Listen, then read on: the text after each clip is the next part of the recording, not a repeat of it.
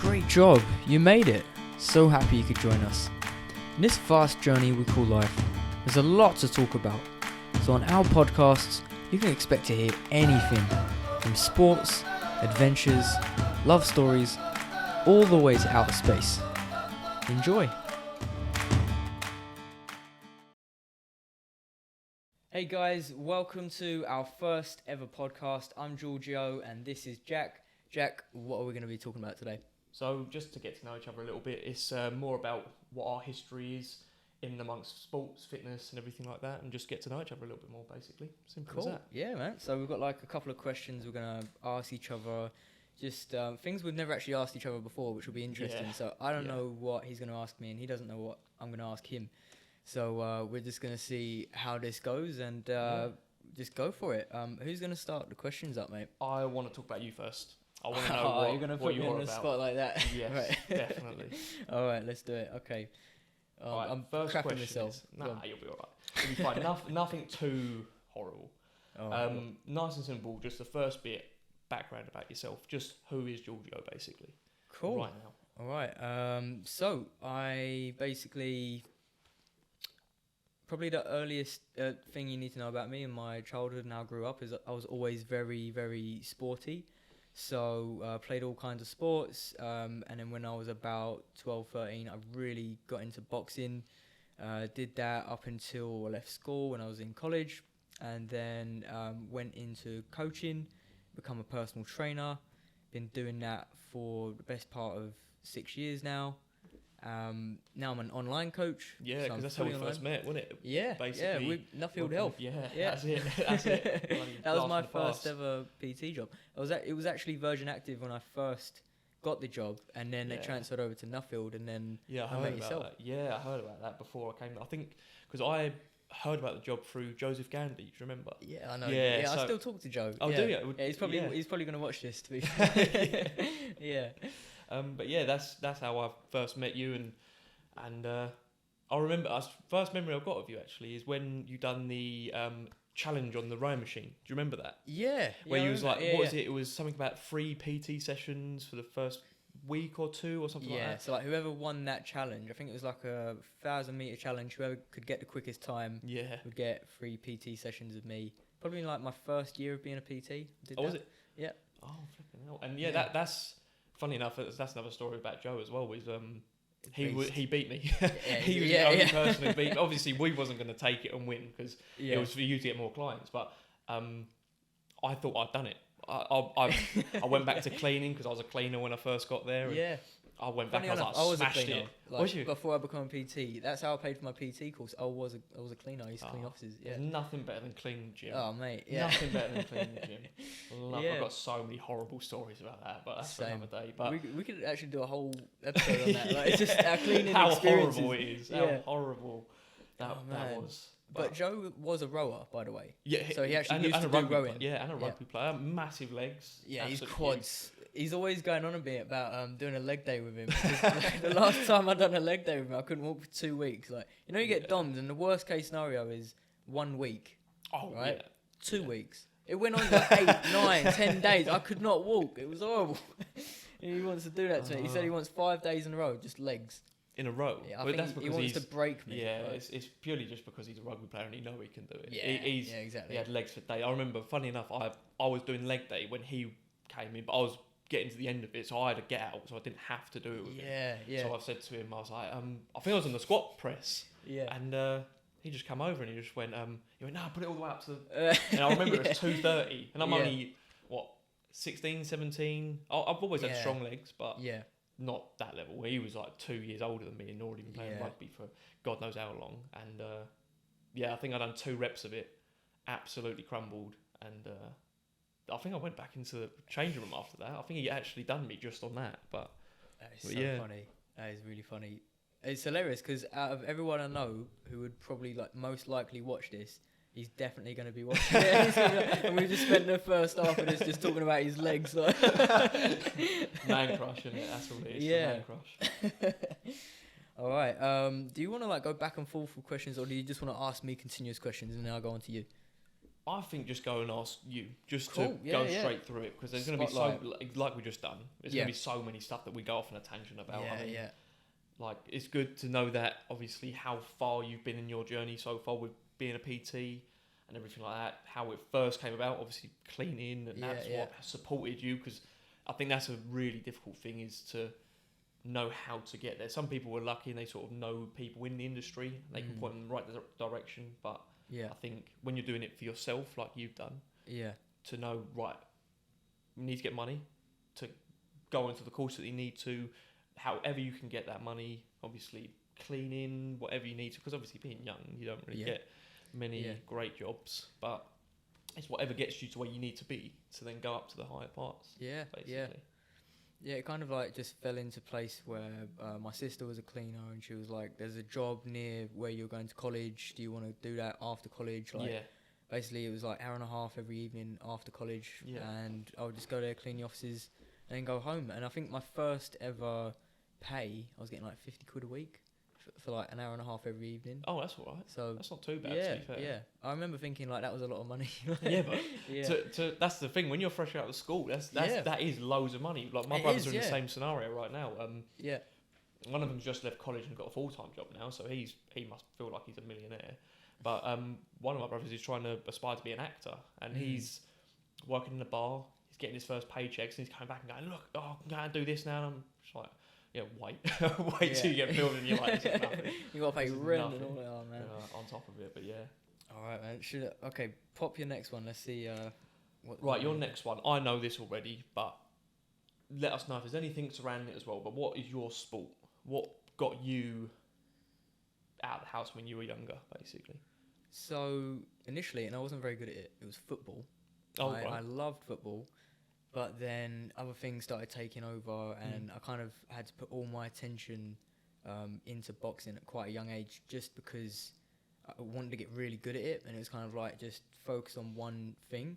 So boxing was what my focus was on, but when I was like 10, 11, 12, I was playing a different sport every single day. So it was like football on Mondays, rugby on Tuesdays, ice hockey on Wednesdays, boxing on Thursdays, and then it would be like kind of like cycle. Yeah, just have your pick of whatever sport you wanted to play. But I loved ice hockey. Oh, really? I really loved ice hockey. To be honest, if it weren't so expensive to do it, because the subs were like, it's like 250 quid a month to just like be on the team, play games, and do all of that. And boxing was like 20 quid a month. So it was like, I liked them equally, I would say. So then it was just like, just to go easy on my parents, financially, it was like, okay, I'm not going to choose that. Did you have that talk with them though? I had it with my dad. Yeah, it was like, I know you like ice hockey and I know you like boxing. What do you want to like go for, sort of thing? Really nail it. It was also like both coaches as well. I remember the coach of the ice hockey, because I weren't part of the actual team. I was part of like a beginners group, learning how to play to get onto the team. Yeah. So it was kind of like, you need to be coming here 3 days a week. And then my boxing coach was like, you need to be coming here 3 days a week. Oh, yeah. And it was like, okay, well, if I'm going to pick one, then, I spoke to my dad about it. And it was just like, boxing was closer, it was cheaper, I was really good at it. So it just made more sense to do that. Yeah, tick all the right boxes. I don't know, like, I went ice skating over Christmas. Yeah. And it just brought back memories. I was like, I really wish I properly got into that as well. But it's quite funny because famous footballer Petr, he went and done exactly the same thing. So when he was younger, he had the talk with his dad. Yeah. He loved football and ice hockey, and he was a keeper for both, like goalkeeper for both. And he had that exact same talk, and it was exactly the same scenario. You don't need money to kick a football about. Yeah. He didn't. Yeah. I think I watched a interview with him, and it was basically him saying, I didn't train with football boots in the beginning, didn't need gloves in the beginning because it was just literally out in the garden and stuff, kicking around in trainers, so you don't really need money for it. Yeah. And that's a massive, massive setback to stuff like ice hockey, because when he retired, he went and done a season, I want to say in Canada. Wow.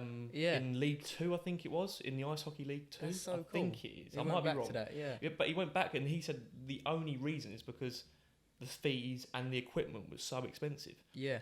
And you hear it so much, and it does stop people from doing what they want to. But, I mean, You give me a bit of hope, actually. I might go back to ice hockey. Because they've opened up a new ice rink in Romford. It's not new now, it's a couple of years old. But I remember they knocked down the old one and then they put a new one in the Sapphire Leisure Centre in Romford. I always wondered where because I heard they moved it. Big blue building. I went there once and it was like really nice. Yeah. Like, because they obviously use it for competitions and stuff. Oh, so it's a proper nice, yeah. Oh, fair enough. That's good though.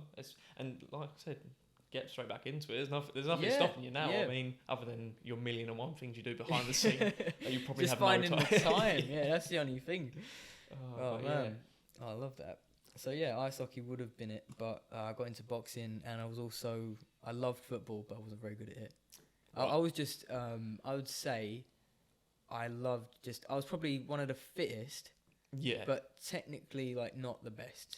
So to be fair, I could run a pitch like that. You'll find that, like, a lot of the players I've played with, you'll find that you get extremes of each sort of thing, but they're technically not very. Well, not that they're bad. They're just not gifted in being technical with football. But my God, they will run for every single ball. That's what it was. Yeah. Yeah, they'll try their hardest, and you'll find that normally they're the ones who get scouted and go to higher up levels just purely because of the way that they apply themselves in the match instead of relying on that technique. Work ethic, the work ethic, exactly the desire for the ball, exactly. So sometimes you find a bit more of a drive just because they haven't got that initial technique. So they can build on that if they've got the drive. Exactly that. But I mean, that's probably what happened to you after you decided to go into boxing. Is that drive sort of pushed you to go even harder on boxing because you didn't get to possibly do ice hockey that you wanted to. And There's also like certain people in the club, like they had this mindset of like, you really have to go for it and you have to train hard and you have to run every day, and just being around those kind of people really pushed me to be the best version of myself in that aspect. And I found that I was very much like, there were times when I didn't really want to train and some of the other boys were like, no, let's train, It must be a different kind of drive because obviously ice hockey is a team sport. It's not too, obviously I know it's a physical game, to be honest. Technical. Yeah, I would assume learning how to do like crossovers, go backwards, looking over your shoulder, constantly being aware of what's around you, and if you get slammed, that's exactly slammed. That's my point. That was exactly my point. Is you've got a bit of incentive to try so much harder because if you're not on it, you're just gonna get dropped. And it's the same with boxing. It's like you have to be, so focused on your opponent and everything they're doing, and I think that ice hockey is like a contact sport because there's fights every match, and the contact you get just through playing, not even through the fights. It is full on, and you don't really feel it as much unless you land the wrong way because you're wearing so much padding. So I used to feel like an American footballer, and like in the movies, weighing twice, you running into each other. I've got these massive shoulder pads on and all this gear. And it must you give you a little sweat so much. It's freezing cold. But you are, you're up and down the rink, literally going for it, and you've got all these layers on, all this padding. So I used to come out, I used to be drenched, and all the foam would soak up the sweat. Oh, it must have stunk up. If you don't air it out every session, some people really stunk. And I didn't have the best smell, I'll be honest with you. I think if anyone moaned at you for smelling with stuff like that on, they're out of order. I mean, it's not even to the extent, but like when have you seen the shin pad socks in football? So you get a sock sleeve that you put over your calf and you slide the shin pad into. Yeah, I've seen that. Yeah. They are abysmal. They smell worse than your football boots. You don't clean them. So bad, and it's from your calf. You wouldn't even think that's a part of your body that would stink after training. It gets stuck in, isn't it? Oh my God, it's horrendous. I mean, if you don't wash them at least I would say every 2 matches. I mean, I don't run about too much, but they still end up smelling quite bad after a game. You're like you know straight away. Someone opens their bag, you hit in the face, and you're like, that is. It was the same with boxing gloves as well. They would really kick. I remember my first ever sparring session. They gave me this pre-worn head guard because I didn't have my own head guard, and it was soaking wet. You could squeeze the sweat out of it. And he stuck it on my head, and it was cold, and it stunk. It was horrible. And as I got hit, I remember and I could see the sweat coming. And that was the first experience of someone else. They just used it, obviously. They must have just used it, or the session before or something, and that was the only head guard they had. And it was just like this, this dirty. The only other thing I've ever experienced that was it ain't a comparison. That is the worst thing I've ever heard. I'm not even going to bring up what I was well, about after to say. that day, so I bad. said, Dad, I need to get an egg guard. Yeah. I need to get it, please. I was going to say, when you go into the gym and like you forget your gloves, or even if you're someone who hasn't ever done boxing, you're just like, oh, I want to try boxercise or something. Even the ones you get handed to, like by the gym or by the instructor, they're still like worn out, horrible, wet. And I went to the gym with my brother in High Wycombe. I think it was over the weekend. Just sort of get him into the kind of atmosphere of in a gym. He just turned 18, so he's got his own money coming in and everything. And I was like, all right, I ain't got my gloves with me.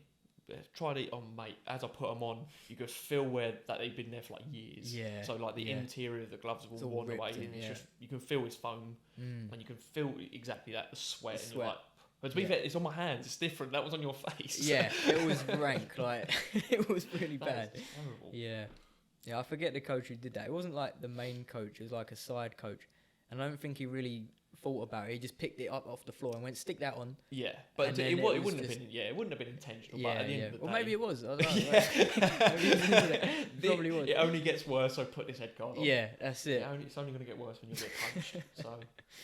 Yeah, man. All right. What's your next one? Well, I wanted to know sort of what stage you are in your boxing. So if you're still carrying it on. And if you're not, what stopped you? What stopped you from training? What stopped you from trying to go even further on? What were them limitations for you, if you did? Because obviously if you haven't... Yeah. So I pretty much completely stopped when I was around 17. Oh, right. So I'd been boxing for about 5 years. And I stopped at the moment, I would say, I was about to get really good. Really?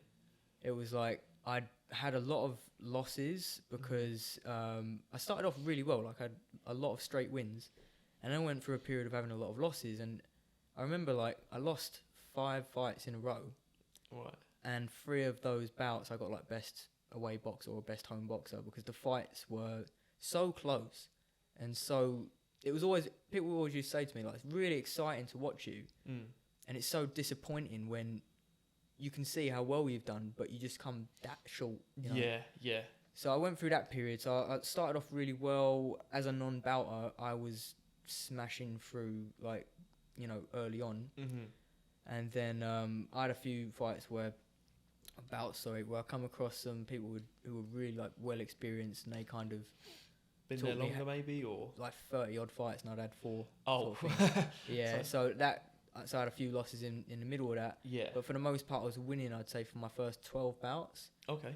I only lost 2. And then after that, I started to lose quite a lot. And it was just these really close bouts where I just didn't do just enough. It was like 1 or 2 points, you know. And one judge might think I'd won, but the other 2 didn't. And then I'd lose on a majority. Yeah. And that kept happening. And it was really disheartening. But I got through it.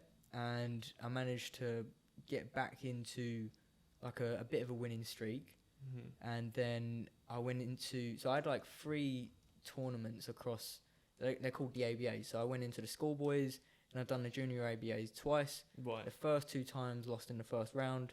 Didn't go further in the competition. Right, yeah. But the third time round, I managed to get down up to the quarterfinals of the competition. Oh, right. I become the London ABA champ. And then I boxed the Southern Area champ. Oh, okay. And I... don't really remember much about the fight. Maybe I just mentally blocked it out. But I didn't do bad. But I remember I didn't make weight properly. So I was boxing at 50 kilos. Right. And every 2 weeks you have a fight. So you have a bout. So this was I think it was the 6th week of trying to maintain 50 kilos. Is that hard for you? I would walk around about 54, I think. Right at now? That time. At that time, I was going to say. So I was walking around about 54, getting down to 50. And I just remember feeling really drained. Still. That's a big weight, like to carry around for 2 weeks. We used to do like crazy shit. Like it was we used to really make weight hard, and it wasn't healthy, but it was that kind of culture. It's the nature of the beast, isn't it? It's exactly a lot of kind of weight orientated sports are like that. But basically, what happened was we had a show that same day. So we had my tournament, and we had the home show for the club that same day. Right. And my coach kind of had to be at 2 places at once. Right. I had to be first on the show, on the tournament, so that he could get back for the show. But usually I'm like 9 or 10. So that gives me about 2 hours to eat. and drink and refuel. And I think I'd been starving for at least a day. I think I weren't eating. I think I had a little bit of chicken the night before and a bit of salad, and I was sipping water just to make sure I was all right. And then I got on the scales, made weight, and then within like half an hour I was in the ring, and I didn't really get a chance to eat. So I was like, and it's hard to eat just before, especially. How many rounds you're gonna get hit in the stomach and everything. So it's you don't really want to be processing food when you get in the ring. You want at least 2 hours or at least an hour. Yeah, you need that bit of time to digest it, so I don't come back up. Yeah, I mean, that's the main important. Yeah. So I remember thinking like the boy wasn't as good as me, technically. Like I felt like I was a better boxer than him. I watched him warm up. I thought, I could beat him. Yeah. But he was raring to go. He was like buzzing. He was so on it. He just had so much energy, and that's where he outpointed me, because technically, like, I was moving around better than him. I felt like I had better movement than him. Yeah. I had less energy to give, and I was tired before I even got in the ring.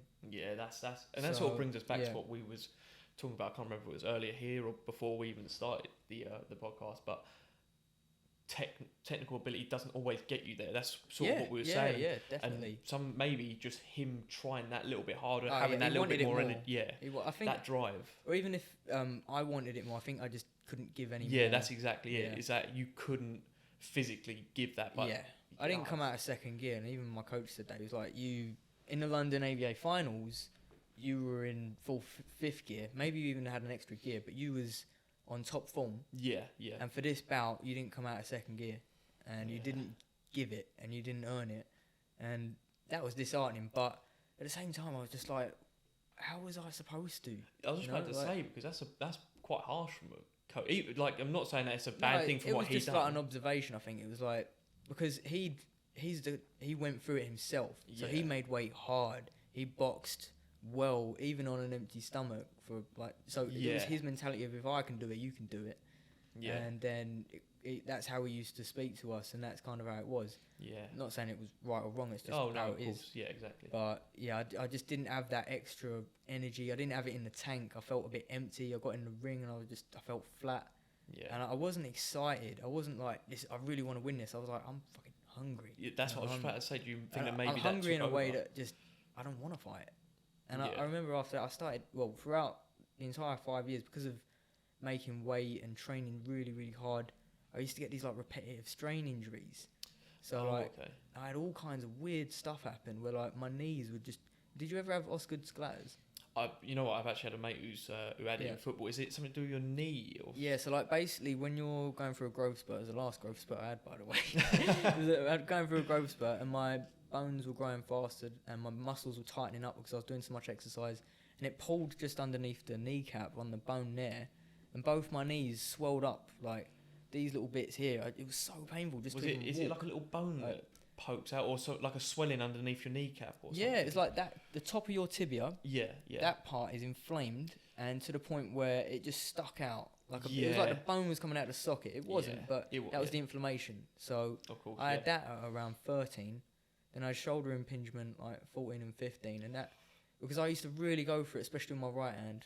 And when you're on a heavy bag, you're doing like however many rounds. It could be like 6, 8, 10, 12, however the session was laid out. Yeah. And you're just going for it, and you're doing sprints, and I used to put 110% into it. Yeah. So then I remember my shoulders. I looked in the mirror, and they were just at the front, like completely rounded off, and it just hurt. And it annoyed me. Yeah, I actually remember you talking about that, because that was the first ever. Sorry to butt in. But that was the first ever thing I heard about posture was from you, actually. Really? When we was in Nuffield together. Yeah. You spoke to me when you was doing your training. You was working back.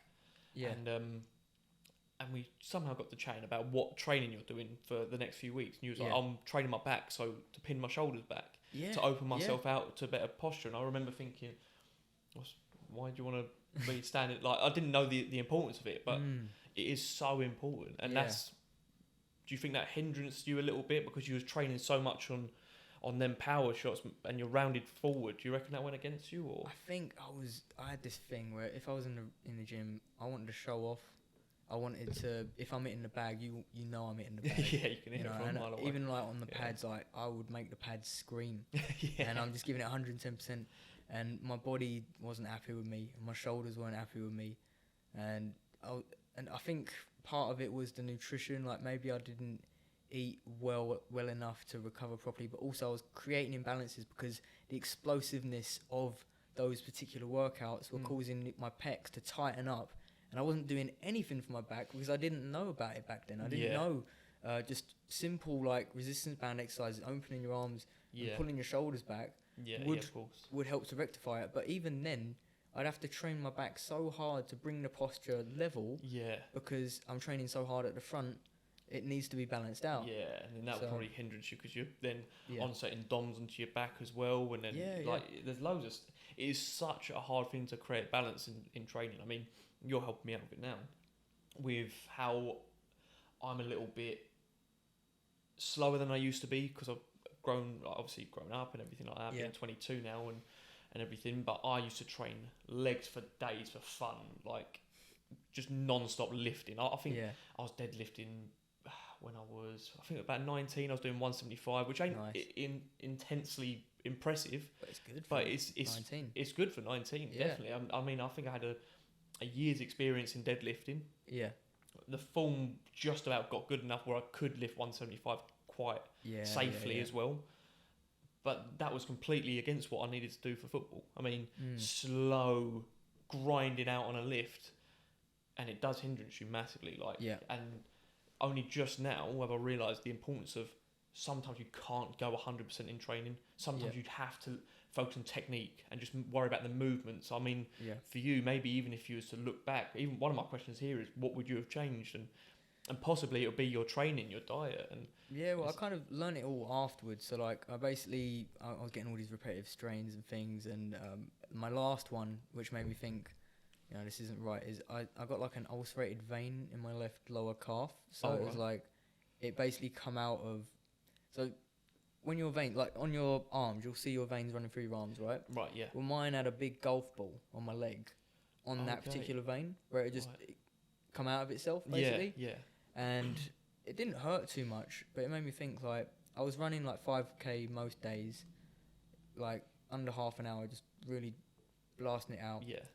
And then I had to strap it up with like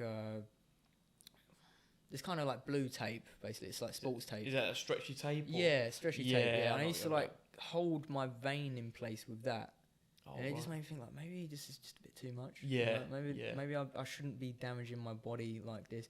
And it made me interested because going through all of these things, I wanted to learn more about the body, why these things happen. I felt quite unlucky because I felt that a lot of the other boys at the club, they would train just as hard as me, but they wouldn't get these weird things happen to them. They wouldn't have osgood sclatters or shoulder impingement or ulcerated veins. And I was like, why is this happening to me? Yeah. Maybe I'm just a bit more fragile. I don't know. Yeah. My body just, something in your body, in your DNA, where you've gone. Yeah.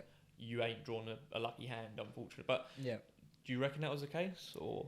Yeah, I mean, after I left boxing, the main thing for me was like I just felt happy to leave. Like, I think it was like summer holidays. I was going into my second year of college, and I just thought I'd done everything I needed to do with boxing to kind of prove to myself that, I got through that rough patch, done quite well in a competition for the first time. I knew I didn't want to be a pro boxer. I didn't want to do it for a living because I wanted to get back to myself. I wanted to come away from competitive sport and be like, who am I without boxing? Yeah. Who am I, where do I want to go? I didn't really, I think I'd done it because I was good at it, but maybe it wasn't really me. Yeah. It was just because I'm good at it, so I should do it. Yeah, and then you've been given them tools, but now you almost feel obliged to go and do it. And it wasn't like interesting. I really wanted to do it. It was like, no, I should do it because I'm good at it. Yeah, and by the end of it, I didn't really want to do it. I just thought, I've done my part. I've learned everything I can from this experience, and now I want to go do other things. Yeah, I mean, there's no harm in that, though. I mean, look where it's got you. I think, funnily enough, my last question here is, what did you learn from boxing? What did it teach you going forward with everything you're doing now? So, with your PT stuff, with even in everyday life, with family, friends, how has that taught you to be in life, basically?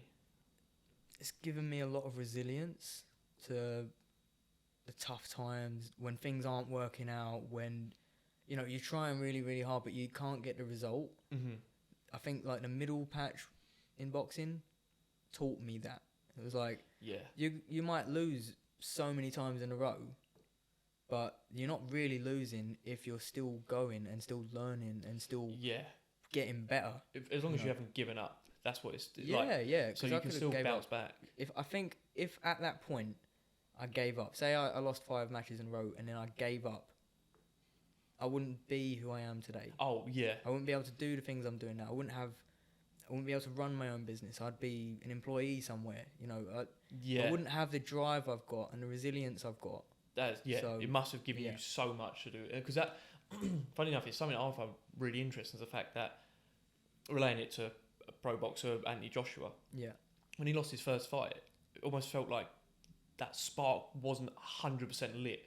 Yeah. And the mental side of boxing must be so difficult, because you've got to go... wasn't it? Yeah. So that mental side of boxing, where you've got to be, I'm the alpha, you can't think anyone can beat you. If you're gonna try and win every single fight, you've got to think, no one can beat me. Kind of like Conor McGregor in MMA, where I am the best. Before obviously, Khabib is a different monster, but you just can't argue with that. Yeah, but I mean, you have to have that mentality of no one's gonna beat me. What happens to you in your head when that first loss happens? When that first, maybe I'm not unbeatable. Maybe I'm not indestructible.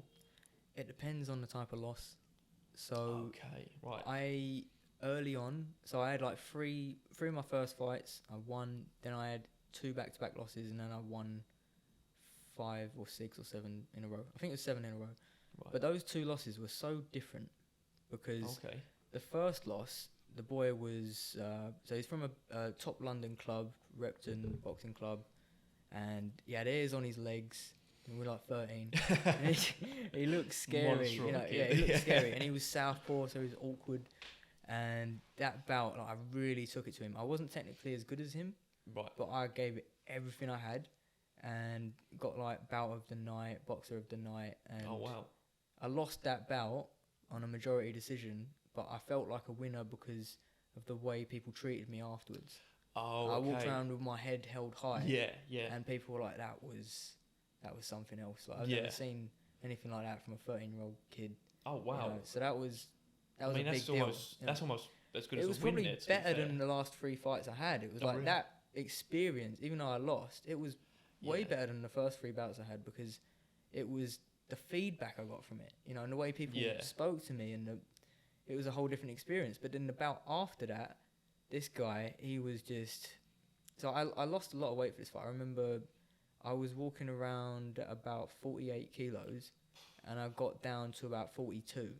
Oh, wow. So I lost 6 kilos, and I didn't lose it comfortably. I lost it in about 2 weeks. Yeah. Which is a hell of a lot to lose in 2 weeks. Especially, how old are you? Still 13 at the time? I think I was just 14, just turned 14 at that one. Yeah.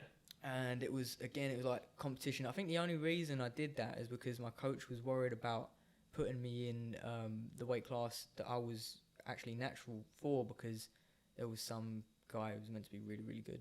Won all the previous schoolboys. But this guy was a national finalist a year before, who I was dropping weight to fight. And he'd had 35 bouts and won 33 of them. And this was his normal weight class? This was that was his weight class. Oh, lovely. And I'd had 4 bouts and won 3. And you're cutting weight. And lost 6 kilos in 2 weeks. So I got in there, and I don't think I landed a punch, to be fair. Oh, really? I didn't. Yeah, it was really embarrassing. I remember that was probably the most embarrassing bout I've ever had.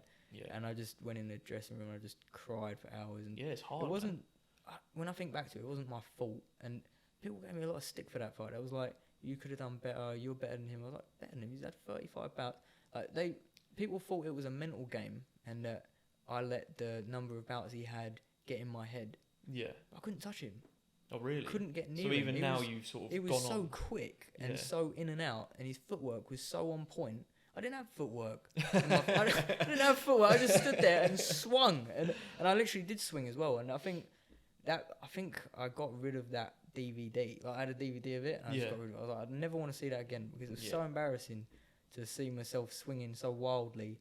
Yeah. And thinking oh bloody hell, it looks awful. It's hard to watch stuff back, because I have to do it for myself now, and when you do have a stinker, even if it's just a moment in the match where you cringe, where you're like, oh, that's horrible. Yeah. It's so hard to watch, but it's so important. It is so important to watch that back and go, I've done it.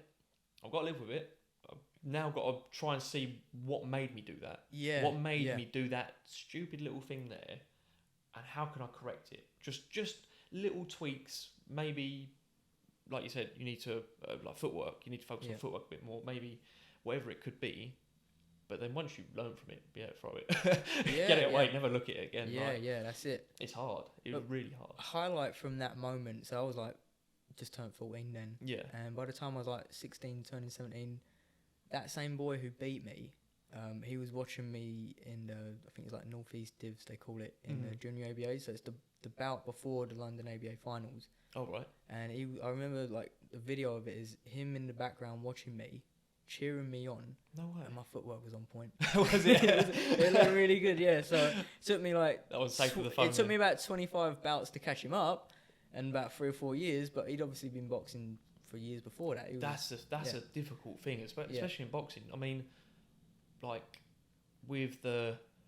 I don't really want to bring it up because it's not, in my opinion, it's a little bit rushed and everything, but the Jake Paul... Tommy Fury fight. Where you was like, Tommy's been fighting since he was a kid. He's grown up with a pedigree of boxers. Yeah. And then someone who comes into it, like, I don't know what would have happened. I would have thought Tommy should have brought something. But anyway, I won't get into that too much. But you go, right, well, he's experienced. He's this, that, and the other. He's had so much more time to develop. And do you reckon that was the loss in the beginning, obviously, the first fight? You said footwork as well, but I mean, you hadn't been fighting for very long. Yeah, I think like he had boxed at high level. So the year before that, he got all the way to the final with the schoolboys, and he lost out to a boy called Muhammad Ali. I think it was and this boy went on to be Team GB. I think he's a pro now or something like that. I saw him pop up on Instagram on my Explore thing. That's what he was really, really good. And back then he was really, really good. Yeah. And they all started as soon as you could start. Whereas I started a year later. So it's like you could start around 10 or 11, I think. Probably had loads of skills bouts. So before you even have proper bouts, you're allowed skills bouts from the age of like 8. Oh, right. So you can have as many skills bouts as you like. Then you go into your first schoolboy championship and you have a whole year of just going through the season and making weight, and even like little kids, we were making weight, you know. Oh, really? Yeah. So even at 11, you would be making weight. Under 38 kg was the minimum. Oh, really? Yeah. So imagine like you've got 10, 11-year-old kids cutting weight, eating little bits of chicken. That's what I was about to say. It's crazy. Yeah. Like, the culture. That whole thing, like, no one likes weighing food out and doing their diet. No one likes it. Yeah. Like, unless you're a bodybuilder who has 10,000, even then you wouldn't like it because you're eating too much. But to put that onto an 11-year-old, obviously it's exactly like I said earlier, nature of the beast is what it is. But it's still so difficult to try and get into an 11-year-old's head. Like, no, not allowed that today. Like, you're not allowed to have sweets or... I think I was a bit podgy till I was about 16. I ate ridiculous amounts of food. But to put that onto... 11-year-old, I mean, it must have grown built character and stuff, but it does. But at the same time, there wasn't a lot of education around it. Realistically, you know, we should have had like nutritionists on site. Should have had proper PTs, not just old guys who'd gone through the process themselves through the old ways. You know, and you got these old but obviously it's all volunteering work, so they're all doing it for free. They're all doing it because they literally love boxing and stuff like that. There's no money in it, so where do you get a nutritionist from or a PT? You know, you just got to hope someone knows it. Like one of the dads or something who wants to step in. There's probably more knowledge around it now, and there's more education around it now. And I've even heard like, you know, the coaches are more clued up than they were say 10 years ago. Of course. So you've got that, but I think it's just, it was like this whole, it was like passed down knowledge. Like they used to tell us things like, if you're making weight, to clench your thirst and hunger, suck on a lemon the night before a fight. And you're sitting there sucking on a lemon. You felt like a right lemon as well. And like you'd be in a sauna and with a sweatsuit on, you'd be skipping to sweat in out. In the sauna as well? Yeah. So you literally like feel like you're gonna pass out, and you're trying to drench. You're trying to get rid of any excess water, like. And if you didn't make weight, you might go to the bathroom a couple of times before just to make weight. It was crazy. Yeah, it was crazy. That but must now, put a like, lot of pressure on it though. Like now, I've figured out with my clients how to lose an exact amount of weight every single week, so they get to their goal weight in say 12 weeks. Yeah. Like, I can easily get someone who has 10 kilos to lose, like of body fat, to lose 10 kilos in 12 weeks, safe. and then maintain it, just through working out like calorie equation, how much they're moving each day. Yeah. Not even through like HIIT training or anything like that. Just walking. Oh. Just understanding. Yeah, underrated. Yeah. Like, just getting your steps in, so underrated. That's it. Yeah. But no, that's pretty much what I've got for you. I've got a little bit here for the advice. What advice you'd give for someone who is possibly where you were when you were 11, 12, 13, boxing, what you would give them if they wanted to sort of approach it to be a pro or something like that.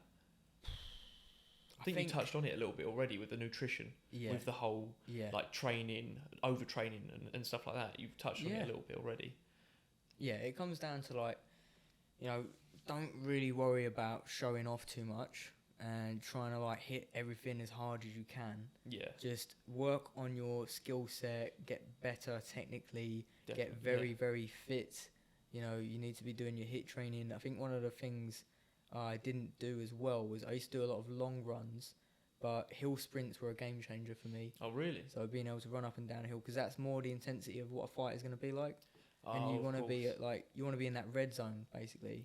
Like the heart rate and everything like that. Upper echelons. You want to get good in the red zone, because if you're running in the amber zone and you're training in the amber zone and someone else is used to training in the red zone, they're going to outbox you. They're going to outpoint you. So just for people obviously who wouldn't know red, amber zones and everything like that, but you got the basically where you feel like you want to die. Yeah, that's red zone.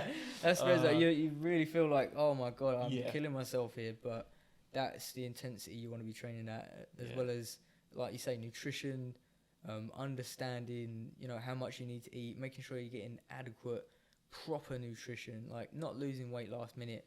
If you have an old school coach who's like, I want you to fight this week and you have to lose 4 kilos, put your foot down, don't do it, wait, you've got plenty of time, there's always a show on every single week.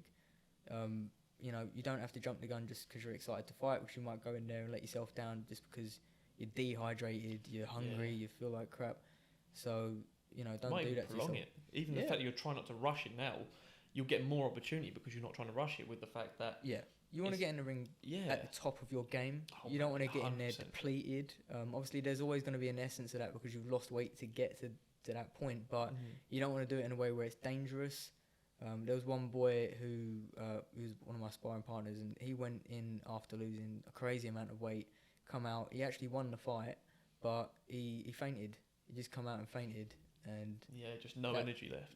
He was completely like, his blood sugar levels must have been down to the ground. And even salt, just everything that would keep you awake. It's a massive thing, isn't it? Yeah, it's terrible. So just take your time with it, do things properly, learn a little bit about nutrition, or hire someone, because at the end of the day, amateur boxing clubs, they don't get any funding really. So you want to fund yourself. You want to hire someone who's gonna look after that side of things for you. Yeah, or even just get a bit of advice. Like, just advice. Yeah. There's because obviously like we spoke about earlier, there's going to be setbacks, and money, unfortunately, is a massive setback for loads of people. Like, it set me back when I was first trying to start out in football, and that's not even that expensive really. When you put it against ice hockey and stuff like that. But even just doing your own research, and I know that's a little bit difficult because there are a lot of misinformation. There's a lot of misinformation out there. But just getting sort of your knowledge of portfolio of nutrition. If you have even the wrong advice, is still good advice to listen to. You know what's wrong. Like, you listen to the wrong things and stuff like that, and then you sort of work out what works for you, kind of thing. The problem with that is I get asked a lot of stupid questions. And I think it's because... Probably from me as well. No, you're fine. But it's like, people will ask you... I don't want to insult anyone because it's not their fault. But what it comes down to is people saying absolute rubbish and then people taking it seriously. Yeah, it's and scary. then they come to me and they're like, X, Y, Z. I'm just like, I don't even know what to say to that. Yeah. Because that doesn't make any sense. That is ridiculous. Whoever told you that shouldn't be doing their job. Basically. Oh, exactly. Like I think I'm a massive I'm basically a walking like poster for exactly what you just said. I was just probably on the way to Greece with my now fiance. Yeah. I was trying to cut weight and I was trying to look shredded. I was trying to get, but I had no clue about any of it. So I'm like 18, I think at the time. Might even be 7. I'm not too sure. It don't really matter to be fair. But I'm having 1,600 calories every day. I'm training like a dog. I'm walking on site, so I'm getting me 10,000 steps in. Yeah. I'm on an exercise bike after work from waking up at 5 o'clock in the morning as well. But secondly, it's 4 o'clock. I'm down the gym, half an hour on the bike in that red zone, exactly like you're saying. Yeah. Sweating it out, and then straight after I do that, I'm in a leg day. Or I'm straight on the bench, or I'm doing that kind of thing, and I'm only having 1,600 calories a day. Yeah. And with that, I wanted my cheat day, so I restricted calories back even more, just so I could have a pizza on a Saturday. But I'd only have one meal. I'd only have that cheat meal. So I look back at pictures now, I look horrendous. I look ill. I looked ill, and it is that exact same thing. That misinformation, and maybe this is what this is to help people miss out that scary step of putting yourself in a little bit of danger sometimes. Like I've got a younger brother who does a little bit of the same thing now, where he's cutting a bit too much. I'm 84 kilo now. He was 84. He was a bit taller than me. Big unit. A big unit. Loves boxing as well. He wants to be a boxer. But he's cut weight in the last, I would say, 5 months. He's now 69 kilo. Wow. And it's all wrong. And even with me telling him now all the stuff that I know, it's still he's getting fed misinformation and stuff, and it is scary. I think you have to experience it though, like especially like young men. You know, we have to go through some stuff to really figure out what's right and wrong. Like I think it's ego where you don't like being told you're wrong. I think because that's exactly what he's like. He doesn't want to know. Here's the thing about the ego: it needs to fulfill itself before you can come out of it. Yeah, you need to know. If you have that chip on your shoulder and you never really, if you don't fulfill your ego and drive to that point where your ego leads you, then you'll always feel like you'll always have that ego. You need to basically go through it, and then you come out the other side and you're like, oh, okay, so that was my ego. Yeah, like, that was me being an idiot. Yeah. I look whatever it may be, but I think you definitely need. I think you're right. You do need to go through it, but sometimes people go a bit almost balls to the wall, a bit too far, too far of it. I mean, there's a lot of stigma of you got to look like this, Instagram, this, that, and the other. It doesn't really work like that. I mean, it doesn't. No, it doesn't. But I think a really good advocate for this is James Smith, and his thing is like he is the most famous PT without a six pack. Oh, really? Yeah, and he's like really, he went through the whole. He used to do cycles. He used to, like do physique competitions and stuff like that, and he kind of fulfilled his ego, I think, and then he come out the other side and was like, "What the hell was all that about?" now his whole thing is like, I don't want a six pack because by eating this amount every day, even though I've got a little bit of belly and you can't see my abs anymore, I'm healthy, I'm strong, libido's through the roof, feel good all the time. Yeah. Don't have to worry about what I'm eating too much, So and that's that mental health, like whilst you're dieting, and when you come out the other side of it, I mean, you see the difference. Like you just said, everything you listed off there, it only makes you happier. Like when you finish, quality of life comes down to massively. I mean, but that's all I've got for you. All right. You smash that. Do you mind actually? Because I've got a live at 5:30. Do you mind if I just stay here and do it rather than because? Yeah, crack on, mate. That way I can ask you as many questions as I like. I'm more than happy for that, mate. Cool. No problem. Cheers, man. Thank you. No so, got some questions for you. Let's get into it. Shut this one down then. All right. First question for yourself. So, I know this. Maybe the audience doesn't. Football is a big part of your life. Oh, literally live football. So you've played at a decent level. What is your first memory of football? Like the first thing that comes to mind about football? Funny enough, the first thing I remember from football was how bad I was at football. I was so bad. Yeah. Like I'll say this to a lot of people. So my mum knows this story like back around, but I'll shorten it down. Basically, I was the only goalkeeper in our year. Well, only one who wanted to be in goal in our year. And obviously other years football teams, like the year 11s, played whatever it is. And I still got picked last, even though I was the only goalkeeper. That is how bad I was. So, really? yeah. I was terrible. I didn't dive, I couldn't catch, I couldn't kick off the floor. That was a main thing. I couldn't kick the ball off the floor. How old was you? Oh, maybe 13. Yeah. I started really late, like really, really late. That's so interesting. Yeah. I had friends who were playing football from 9 years old, like in the little 5-side goals, and I think they call it tots football, like proper. I played tots football. Did you? Yeah, that's exactly. Well, I was terrible, but I think everyone's terrible. So it's not too bad. But I was so late, and I only got into it because friends hung out after school and played.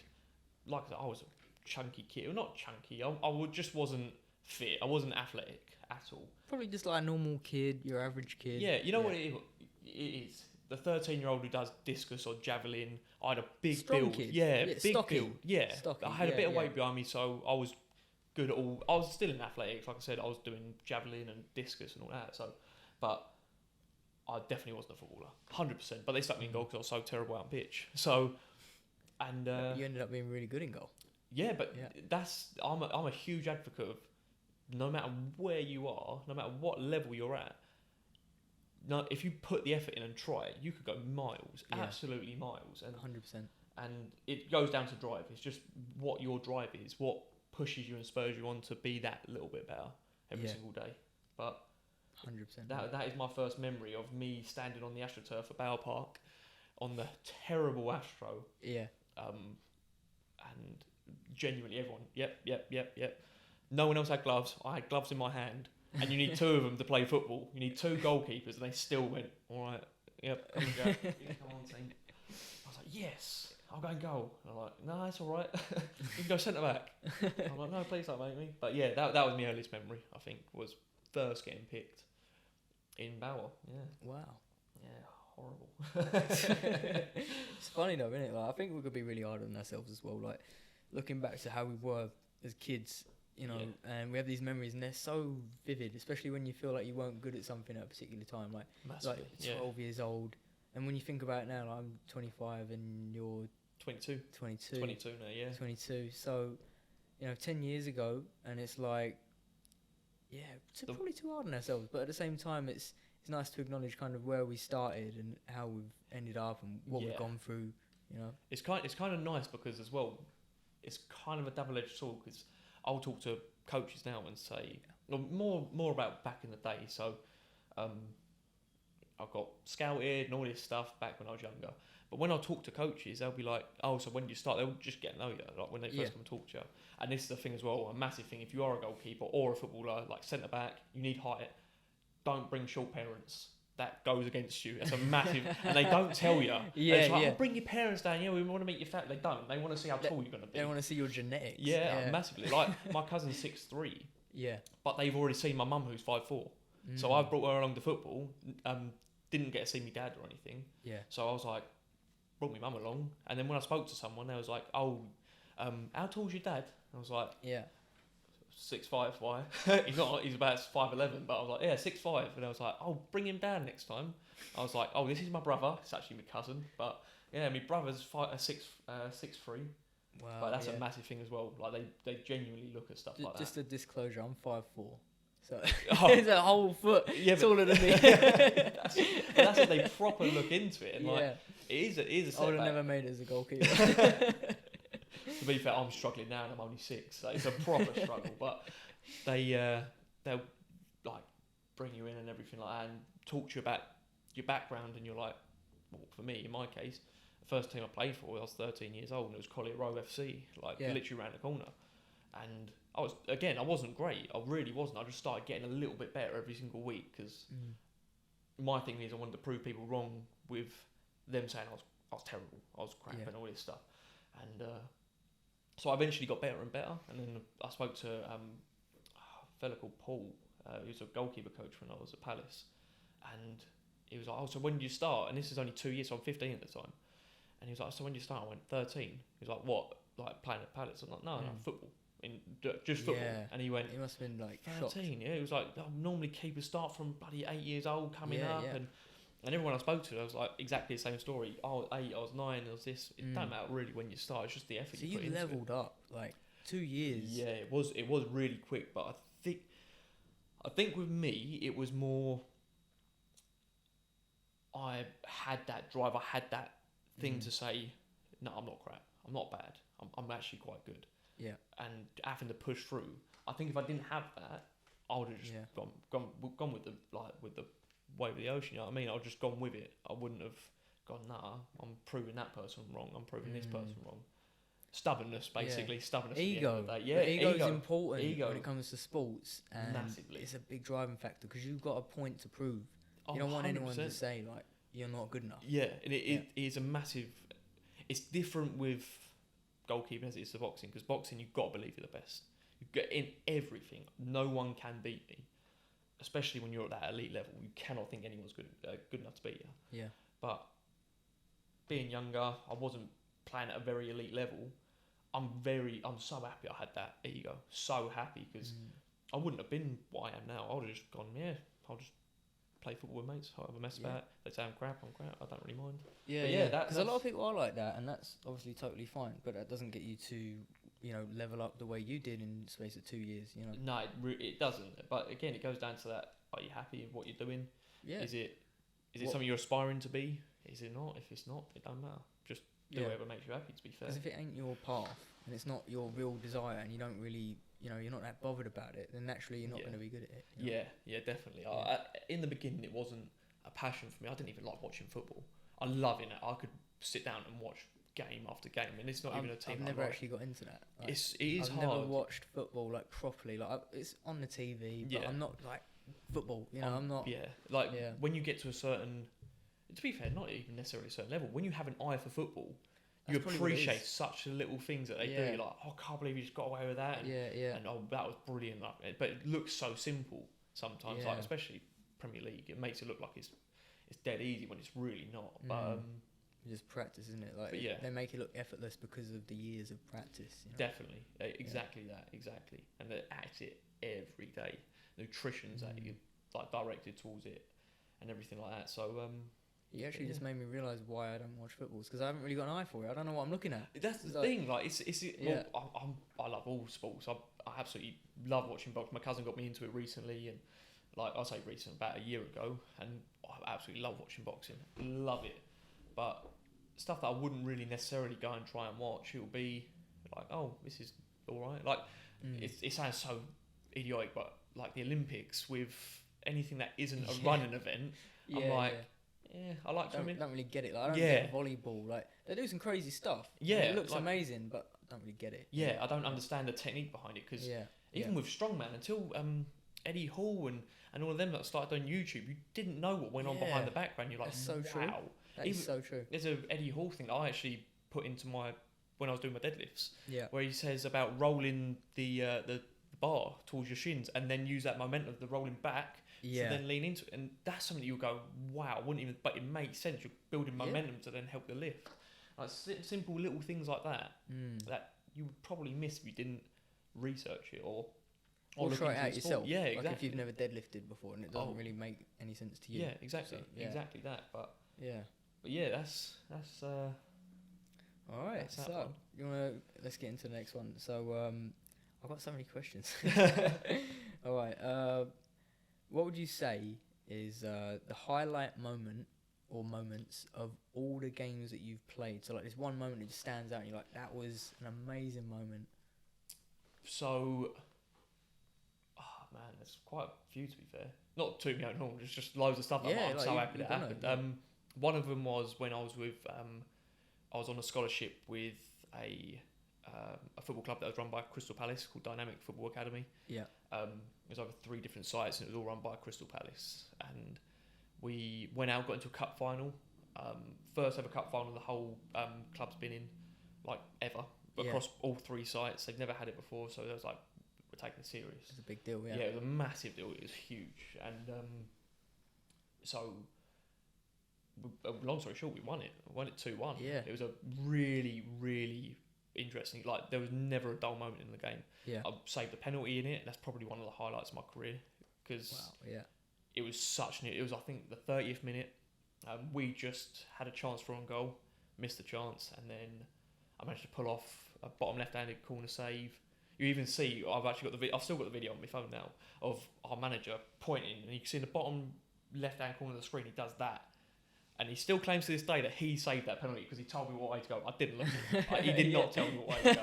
I didn't look. That was all instinct, yeah. Yeah, but so I saved it and went into the counter-attack, and we actually scored from me saving the penalty from the counter-attack.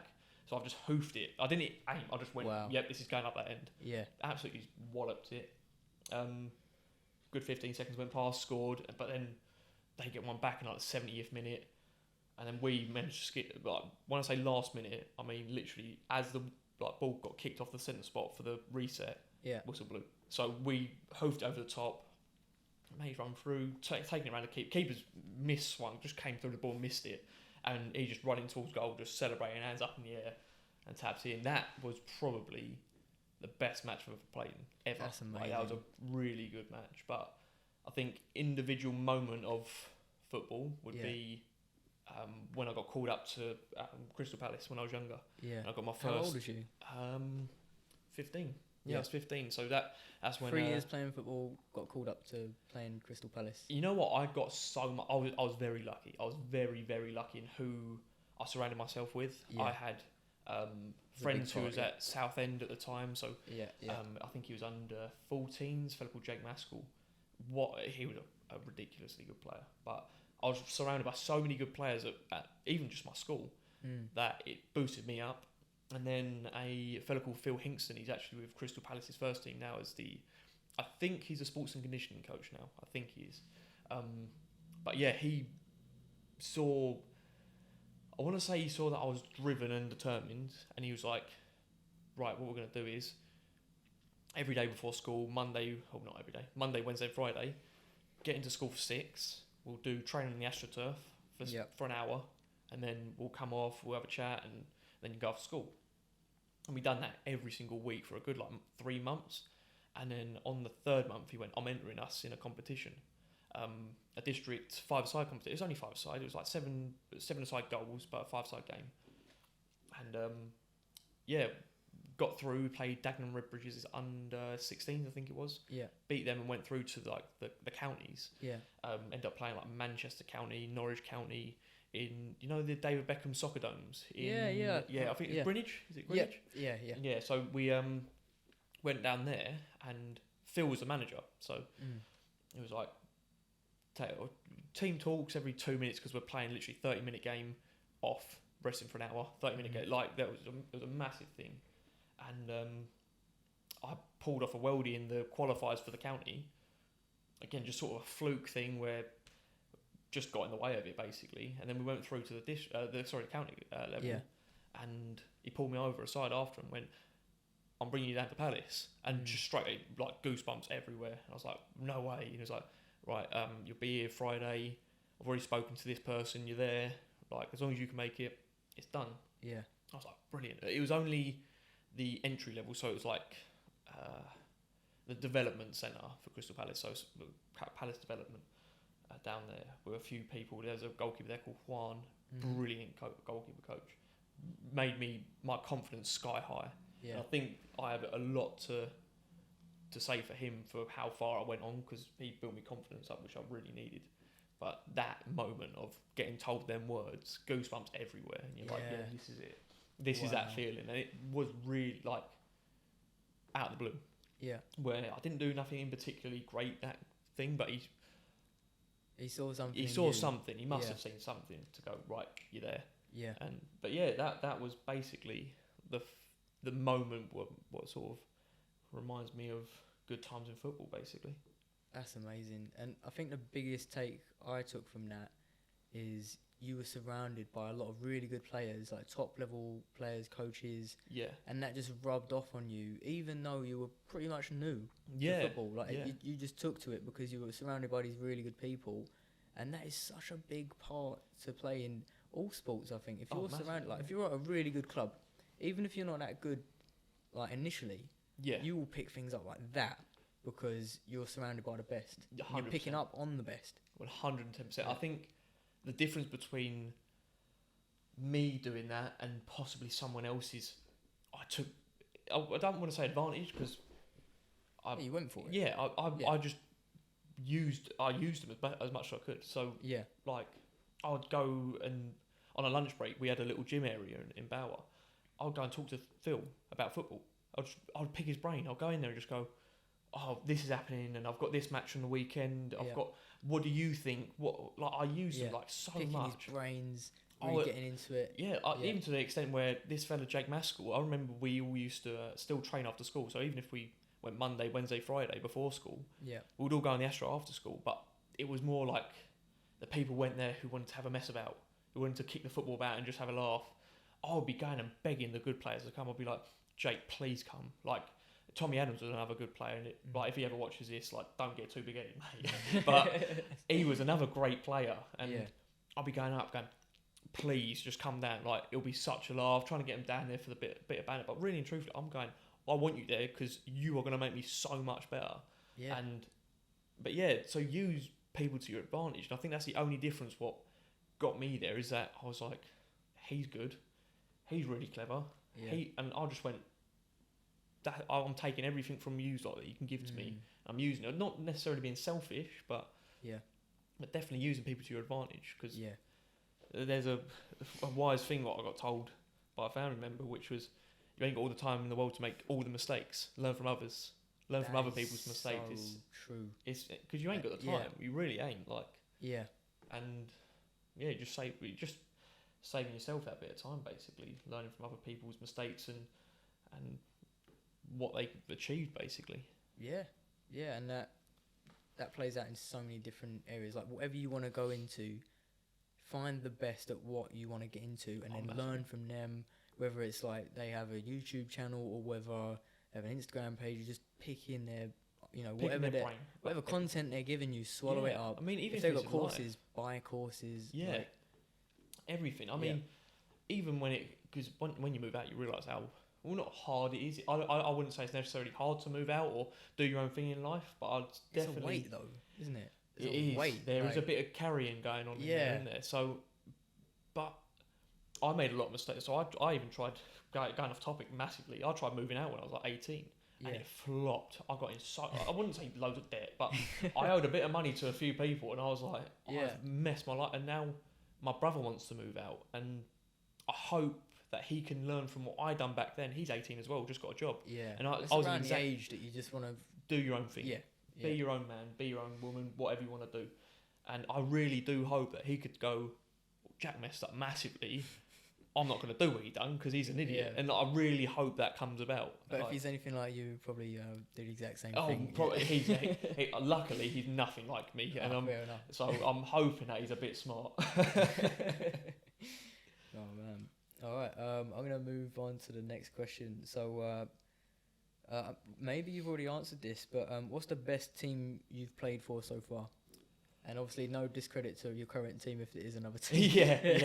That is such a good question, man. Because I've played. If I could take individuals out, I could make such a good team. Like there's a few names that I'll chuck in there and go, you'll hear about these people in 5 years' time. Like 100%, they're so good, but. Oh man, it's actually such good. So, played for a team called Haringey Borough when I was about 17. Very, very good side. I didn't break into their first team. I was on the bench one game, but never broke in. I never played with them, so I'm going to take them off the table. But they were up there. They were definitely up there. I think I'm going to go with.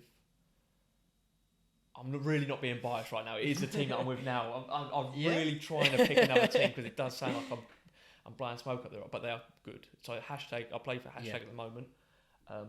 Under 23s, like officially at the moment, trying to break into the first team, but the team that's there is ridiculous. Like the goalkeeper who's in front of me is Pagey. What a goalkeeper! Like shot stopping for days for fun. Like calming presence and everything. Defenders are ridiculous. Like you got a fella Harry in centre back, a young player, but he looks like he's done it for his whole life. It looks like he's been playing first team football since he was 16, and I think he's only 18 now or something ridiculous.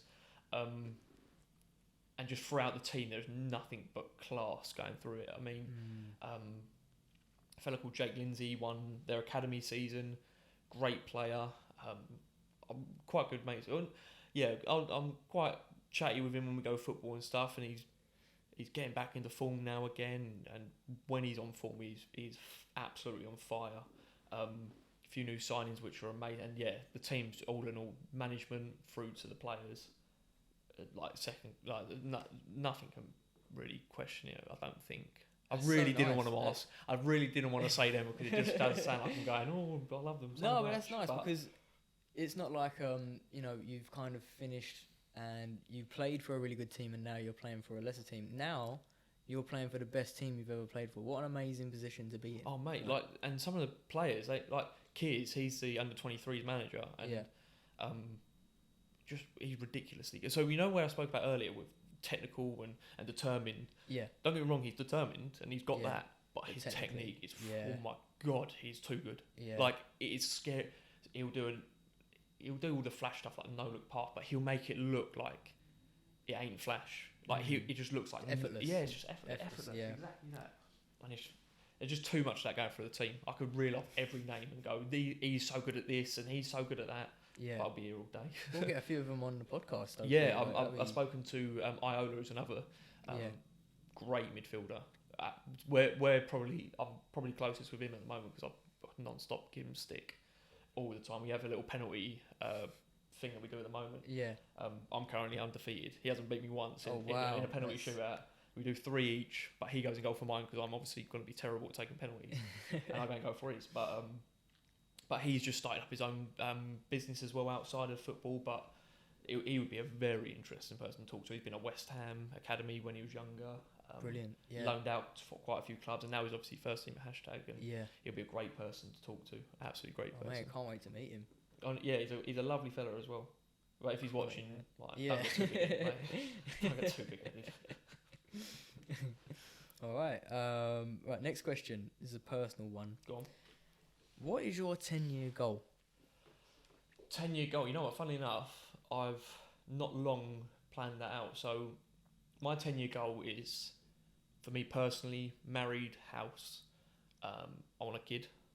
That's my focus on it. I've not really named anything to do with my career of anything because at the moment I'm doing that on a every 3 month basis. So because it could change, it's just so easy to change. I know what you mean. Yeah, I could be chucked in the deep end with football. I could have obviously that's the goal at the moment. The goal is to be a pro footballer. That's the idea, but that can change so quickly. So there's no point in even having a dangling dream in 10 years because it could change so drastically with injuries, with situations that go on. So all I want in 10 years is just to be comfortably supporting a family, settled family life. Definitely. I wouldn't homeowner. Homeowner, but mainly that settled down title. I want to be comfortable and supporting a family, not just financially or anything stupid like that, but I want to have a kid who wants to go football or boxing or acting, whatever they want to do, and I want to be there to sort of I love the idea of that as well, actually. Just having a kid, little me running about. Even if it ain't nothing to do with what I like, just someone who's got something that they go, I love that. I've got a younger brother who is so into gaming, ridiculous. He's got his own little PC set up. I ain't got a clue about any of it. That's not me. Yeah. But it's brilliant to see someone have that little bit of a spark when you talk about something. That's what it is, isn't it? Yeah. It's the spark when people are excited about what they're doing. Oh, massively. I could talk to anyone about anything so long as they're excited about what they're doing. Yeah. That's exactly the same as me. I could listen to you chat about boxing all day, PT, nutrition, training all day. I love it. As long as someone's interested in it and they've genuinely got something that it's the thing that makes them get up in the morning. You can tell they mean it. Everything they say, it's not they're half-hearted doing this. This is something they really want to do. Yeah, exactly. Like you said earlier, not that they're doing it because they're good at it. They're doing it because they actually like it. Yeah. And that's the main thing for me, is that in that 10-year goal going forward is, have I made it so my kid feels that comfortable to do that? Have I made it so he's in the right environment to, or her. I'm saying this if I'm guaranteed a bloody son, innit? But like, have they got that set up around them that allows them to go and do what they want to do? Yeah. Have I created that for them, basically? Yeah. But that's a 10-year goal, to be fair. It's so nice, mate. And to be fair, like we're both early 20s, but well, I'm mid 20s now. Early 20s, mate. Early 26 20s. This year. Oh yeah, I'm 20. I'm 23. I never thought 2 months. I'd be saying. I know, like obviously you're gonna, get older, but that feels weird. Yeah. To say I'm gonna be 26 this year. Well, one of my best mates is just like I won't disclose the full age because if he ever does see, he'll go pretty. But so he's over 30 now, and he was like that 30th birthday's scary because then you're you're a decade away from being midlife crisis kind of area, and I'm like, you're bang on with it. It's scary to think about it, but you are like, it's quick. Like even you think back how long we've been in lockdown and everything. It feels normal now, kind of. Yeah, and that's the scary thing. I was talking about the new normal when this first happened, and now it basically is. I remember talking about all of this when I worked at a company called BPX and my manager's he was on an MBE course. A lot of people who do an MBE are normally doctors and stuff because they can go really high and get loads of money. But that's one for another story anyway. But I remember talking to him when it was in December, so we're all closing up for Christmas and everything. He's like, you heard about this new thing? And I was like, nah, won't happen. Not to us. Never to us. And then February came about and I was like, well. Yeah, it happened. It happened, and I think that happened to a lot of companies. Yeah, it did. Luckily, we stayed open. I had a job. Yeah. And a lot of people who was like, yep, got nothing, great. Wow. But COVID was... we'll do that another time. Yeah, but COVID going back to what we were saying, it's just how quick everything goes. How like I've moved out officially now, and it's coming up to the 5th month. Like at my new job, I've just done my 5-month probation meeting. Yeah, and I feel like I only moved there yesterday. No, I'm joking. No, it went alright. It's not too. I'm still in a job at the moment. It's alright. But that's it. Yeah, as long as I can pay for rent, it's alright. That's it, man. That's it. But yeah, so. Oh, that's so nice. That is so nice. All right. Next one. Who is your favourite football player and why? Oh. Or if you've got multiple, you can list them off. I'll probably say 2, just purely because one of them actually made me want to do it, and that was Joe Hart when I was younger. Yeah. Joe Hart, I idolised him. Yeah. Absolutely. I still do now. He's had a few moves. At club level or at country level or both? I would definitely... I'll say both, to be fair. No, don't get me wrong, for Man City, when he was in the peak, top 5 probably in the world, he was ridiculously good. He's always played quite well for country and stuff. Yeah. Other than the Euros, when he had a bit of a mare against Wales and is it Iceland? Iceland and Wales, he had a mare against. But yeah, that was kind of like dream crushing kind of year, that one, watching him do that. But then so he got me into it, and he loves a flashy save. I used to call it a dolphin dive because your back's all arched. And I literally, like, everything that he done, I tried to do exactly the same. Like, idolised off of him. It wasn't the best thing for me at the time. I realised that after a while because he's 6'5", and I'm 6 foot. Yeah. So you got to change up your style a little bit. But again, that's for another day, really. But that's interesting. That was in the beginning, sort of, with him. Now I would try my best to be like it, but it never happened. But Edison, who's Man City's now goalkeeper, I don't support Man City as well. I just want to say West Ham fan, but he is. But he's actually ridiculously good. Like he could go out in the midfield, probably in League 2, and do a job, and do be a consistent player in midfield. But a great goalkeeper as well, absolutely great. And he's more realistic towards me. He's, I think, 6'1". Yeah. Very athletic, very composed, very calm. And he just brings that sort of sense of reassurance to the team. Security. Definitely. That kind of. Yeah, you want that from a goalkeeper. Oh yeah, like it's the worst thing when you have an erratic goalkeeper in all goal. Over the place. I used to be that. That used to be me. If I need to save everything and 100 miles an hour this way, 100 miles an hour that way. I think that's part of being young as well, though, isn't it? Yeah, that ego thing that we was touching on. It definitely is that. But so now it's Edison, just purely because of them short little reasons. But that's basically what I'm aiming for at the moment. It's more realistic with my height, the style of play I play. Obviously not the level. I wish I was at that level, but Yeah, it's more realistic at that moment. With Edison, he's ridiculously good.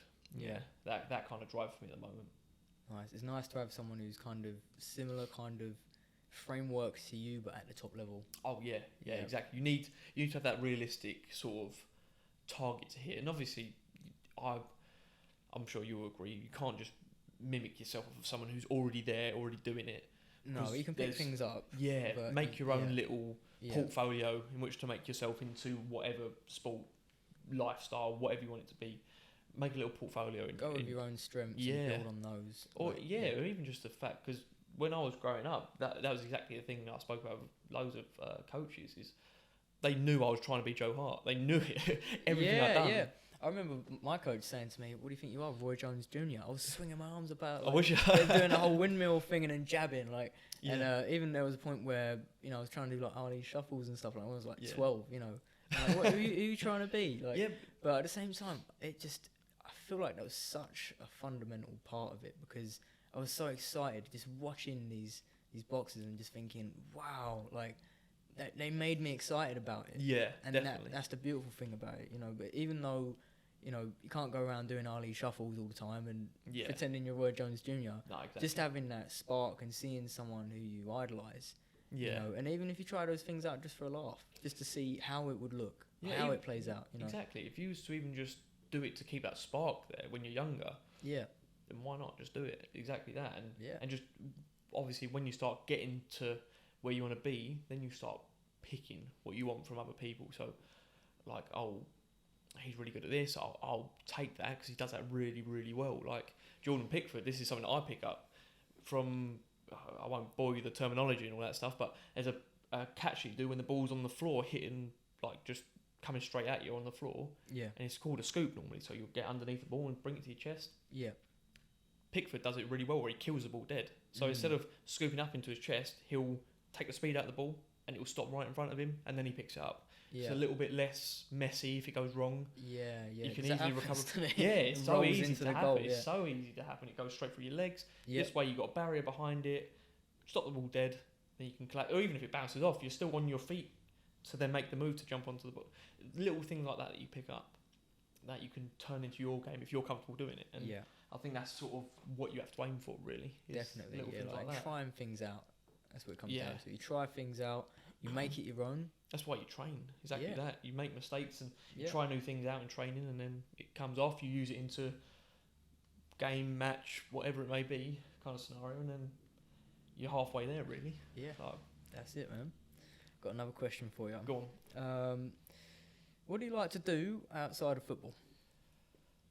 I like to be regimented outside of football. So even if it's seeing the missus, like going out with the fiance and everything. Is that a regimented task? Like? Yeah, definitely. There's no sitting in and watching TV 7 days a week. I wish it was. You like structure, like routine. Yeah, it needs to be. No matter what I'm doing, it needs to be. You're here at 11, then you're at this at 3, then you're doing this at 5. And you know what I mean? You like to know what you're doing, where you are, where you go in, have a proper plan in place. Otherwise, I don't do it. It's the problem. So this, my thing is, if it ain't written down, I'll forget. We spoke about this earlier. My memory's terrible. So whatever way you can sort of remember stuff, even if you have got good memory, you ain't got to worry about it. You're lucky. You ain't got to deal with this absolute torment of trying to go. I'm pretty sure I haven't got a hippocampus. I've got like a really small one. Oh man, but yeah. So like even when I have work and everything. It's like up at 6, yoga for 6:30, then I'm at the gym for 7, and then I'm working from 8 till 12, and then I plan what I do in my lunch break, and then like there's some people that might be thinking now, going, "Whoa, what the hell?" Like my head's hurting, and that's how I feel constantly, like head hurting always. That comes down to your work ethic. Like you're at a point in your life, I think, where you're so driven and so ready to do everything you can possibly do to get in the best possible position you can be in. Yeah, like, exactly that is. Can I optimise everything I'm doing to be at the optimum level? Even the way when we started working together with my PT plan, is I was doing all the right things. I was training, I was eating right, I was going out in the gym and working in there right. I was sleeping not great, but who does, to be fair? Yeah, exactly. You got so much stuff to do. Yeah, exactly. Yeah. But I mean, then when I came and spoke to you, I was like, right, I'm at the gym, I'm training, but am I training right? Am I training smart? Yeah. And even though, how long's it been? What's this month? Our first month coming up to. I think fifth coming week? up to the second month. Is it coming up to the second month? Yeah. So let's say week 5 then. I'm already seeing changes where I haven't got DOMs after doing a leg day on a Monday and hoping that it's not there for Friday. Yeah. I haven't got that anymore, but I'm not seeing anything that's telling me it's not working. Yeah. I feel as quick. To be fair, I feel quicker now than I have been. Yeah. I feel more confident now, just from that little tweak, and that's exactly what I'm searching for in everything that I'm doing. Is that little edge. It's finding that perfect balance in which you're training, but you're not overtraining, and you're that's what we getting talked about results. with you earlier. Yeah, exactly that. Exactly. I was terrible for overtraining, and now in all my programs, I'm very conscious of that. I'm very conscious of you don't need to train to the point where it hurts. Yeah. You just need to train enough so that you get better. Exactly that. It's figuring that out. Yeah, the old saying science, of what was it? If you're not feeling the burn, you're not doing it hard enough, and all that stuff. Yeah, like no pain, no gain. Yeah. But then if you're constantly in pain, like, you know, what are you doing? And also, if you're hurting from training, what's gonna make you want to go to gym on a horrible, groggy Tuesday morning? It's -2 out, and you've not really slept right the day before. You're not gonna want to get up and be in more pain after you're doing all that stuff. End up injured. Like it was a big part of when I was boxing. I used to get like little flus and colds and stuff because you're not eating right. You're training as hard as you possibly can, and then naturally you're gonna get ill. Your immune system is low. Gonna drop, and that isn't optimal.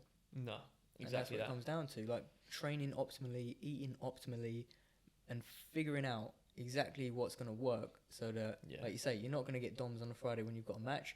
But your training is helping you to progress. Yeah, exactly. And you're getting better. Yeah, so. It really does. So if you do commit yourself, even if it's not anything to do with sports, even if it's just something silly like eating right, just being healthier, like how can you do that to the best of your ability of being a healthy, happier person? Is it you don't want to like write anything down, you don't want to plan anything? If that makes you happy and it makes you healthy, great. Don't plan anything. Just keep it casual kind of thing, if that's for you.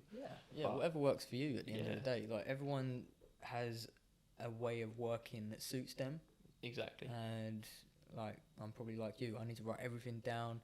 I need to have a time in place for everything. But then sometimes I feel that's too rigid, and I come completely off of the program, and I'm like, no, I need to be a bit more free. Like, a bit more like do whatever I want that day. You know, kind of like recovery for it, isn't it? Like, but not even like do whatever I want in the sense that I'm not working. It's like I'll work, but I'm gonna do it in a way that I just feel like doing it that day, rather than just having it preset and predetermined. Instead of you almost like working for a company, like for the next 3 hours I need to be on my laptop. Yeah, like, I'll do it for an hour and then maybe later. Like exactly that. I'm a bit weird in my work because sometimes I'm up at midnight writing up, like, you know, scheduling things and writing things for the next day. Yeah. But maybe like between 1 and 3 o'clock, I was just at the gym or chilling out or doing whatever. So my work will kind of be all over the place, but that suits me. Yeah. Because sometimes I have my best ideas of a night time. That is exactly. So, I was just about to say I'm a night owl as well. Like I've had it where I'll log on to the company I work for now. I'll log on to the intranet there and just start doing stuff, and I'll go into going to work on the next day. I was like, why are you on at like 1 o'clock in the morning? Like, what are you doing? And I'm like, I just felt like I wanted to do a bit of work, make my day tomorrow a little bit easier. And like, like, not that I'm going to get paid for it or anything, just because it's like maybe for an hour between 10 and 11, I've done nothing. I just listened to music or went on my phone. Yeah. And then I'm like, I'll just make it up later. And then if anything, the work that I made up later on in the day was actually better than it would have been from 10 to 11 when I was still in the morning phase, you know what I mean? Yeah, your brain has like peaks and troughs as well. Like you'll go through a period, I think my period is usually after I train, where I'm just like, I'm not really good for much. Yeah, you know, like, I am tired and I just want to chill. I might have a nap or something. Then I'm buzzing about 6, 7, 8 o'clock, and then you know, exactly. Yeah. All right. I've obviously got that live at 5:30 in like 15 minutes, but I've got one more question for you, and I want to ask this one. What's the craziest thing you've ever done on a night out? Oh, damn it. I stitched you up with that one. Oh, you have. Remember what I said earlier? You've got no questions that you don't want to ask. Oh, mate. What have I done? I'll tell you this one. It's not too bad. I want to know the craziest thing you've ever done on a night out. I don't want it not too bad. Craziest thing I've done on a night out. So one of them was when I was away with football. So when I was with Palace, we used to have every term, because that's how the structure was. Sort of, there's 3 terms in a season. So every term, at the beginning and end of the term, so the first term and the third term, we'll go away to a tournament and playing teams like Besiktas, FC Genk, FC20, all from like European teams, and some coming from out of there, and stuff like that. So we realised very soon that we didn't get asked for ID in a lot of places, and I was 16. Yeah. And it's still 18 to go clubbing out there, drinking and stuff. But I didn't ask for ID, so we went out. And so how old was you? Like 16. 16. Yeah, 16. Like literally just got into the scholarship, and I was like, "Can you go out? Can you come out?" And I missed like. To be fair, it makes the story even worse. To be honest, I missed GCSEs because of it. Really? There was like, "Can you come out?" And I had my English literature and language. Yeah. No, sorry, it was a poetry one. Because that's the one you don't need for your final results. It's like an extra one that you done on the side. Yeah. And I was like, told me school, and I was like, you shouldn't really miss it, but we can on this occasion, kind of thing. And they let me go, luckily. And there was about 22 of us that went out. So they took a squad of 22. One was like a filmer, like he was filming it all. So a squad of 21 actual football players all went out. All 22 of us went out on this night out. The first night, everyone was like, everyone has to go. If you're too young, we'll work it out. But if they don't ask for ID, we're sweet, we're golden. So I was like, all right, cool. So we're going out to the first bar, and it was weird. They asked certain people for ID, but certain, like, they didn't. But there was still quite a few 16, 17-year-olds. And then the rest of them were like 18 or whatever it was. And 3 bars. Eventually, everyone got, like, we couldn't stay there unless everyone was drinking. We weren't staying at the bar. Yeah. So anyway, it was like, you know what, sod this. We'll try a nightclub. We'll go in for a nightclub straight away. All of us got in. Every single one of us got into a nightclub in, I can't remember the town. It wasn't like the red light district or nothing like that. Nothing crazy like that. But it was still like a town centre. So what country are we in? Because we're in Holland. Sorry, I forgot to mention that. We're in Holland. We're in Holland. So we're not in Amsterdam, but we're in a town centre. In Holland. And it was quite plush for me because we stayed in this like massive mansion, bloody down the road. Like you have to stay in digs. Yeah. And we just got. Was that like an Airbnb job, or was that? That was funny enough. It was people who lived in the area, so it was quite. I would say quite a small town. Everyone knew each other. There was a sheriff down there. So like it was she wasn't a sheriff kind of thing like she. Yeah, she. Wow, yeah. And she organised it all for us. So she was like she picked people who'd like background checks and all that stuff, and they let us stay with them, and we put our name down. It was me, another goalkeeper called Jake, and another kid called Farron. We quickly wrote our names on the first sheet, and it was the only one that had 3 spaces next to the address. Okay. So 3 names to fill in next to the address. Yeah. So, and an Audi A7 pulls up, brand new Audi A7. We're like, oh, that's nice. And calls out our names. We're like, yes, sweet. And then they drove us to the house. Huge bloody house. Gym downstairs, a sauna outside, like in a little hut kind of thing. Massive, but we was 15 minutes away, so we just biked it to the town centre. Yeah. So we didn't have to worry about cab or nothing. We'll sort of touch. So good.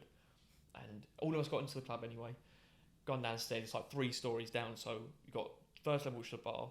Second level is a coat room, and then you have the like just club area. The second one, and then even further down where you start not being able to breathe, it's like the toilets and stuff. And anyway, we're all up there having a pie and all this stuff, and it was a good laugh. And this girl starts coming over and dancing on. It tries her luck with everyone. Yeah. She wasn't ugly or nothing, but you could tell like she was trying on. Forward, yeah, she was trying on with every single geezer in the club. So you're no thanks. I'm 16. No thanks. You look about 24. Like a bit.